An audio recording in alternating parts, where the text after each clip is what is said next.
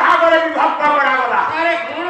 Sir ଗୋଟେ ହେଲା ସାତ୍ବିକ, ଆଉ ଗୋଟେ ରାଜସିକ, ଆଉ ଗୋଟେ ହେଲା ତାମସିକ।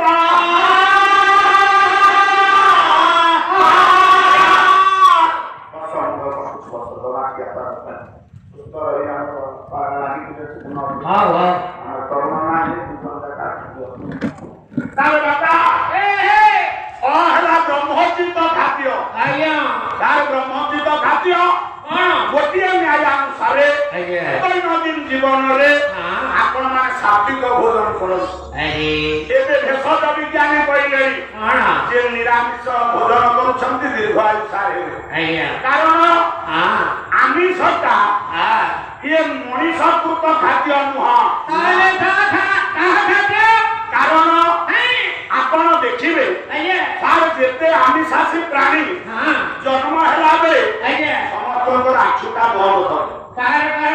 ବାଘ ଆଖି ବନ୍ଦ, କୁକୁର ଆଖି ବନ୍ଦ, ବିରାଡ଼ି ଆଖି ବନ୍ଦ, ଆଖି ବନ୍ଦ ଗୋମାତା ଆଖି ମେଲା, ଛେଳି ଆଖି ମେଲା, ମଣିଷ ଆଖି ମେଲା। ଏଇ ନ୍ୟାୟ ଅନୁସାରେ ଆମେ ନିରାମିଷ ଭୋଜନ କରିବା ପାଇଁ ସୃଷ୍ଟିର ବିଧାନ ନିୟମ କରିବା।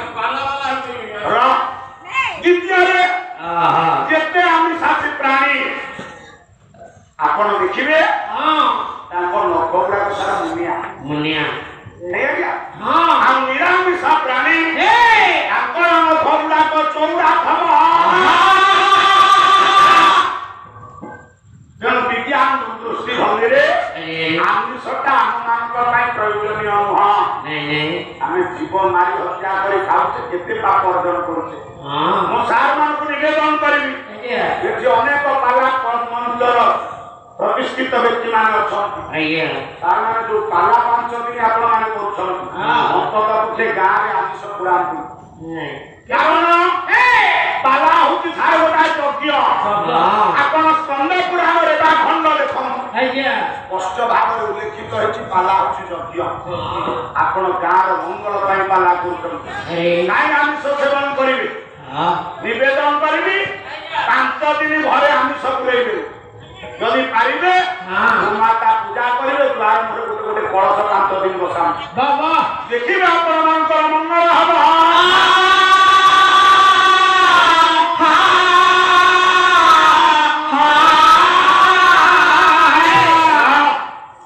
ତେଣୁ ନିବେଦନ କରିବି ଆପଣ 5 ଦିନ ପାଲା ବାଲା କଣ ଆଇଁଷ ଖାଇବୁ ନ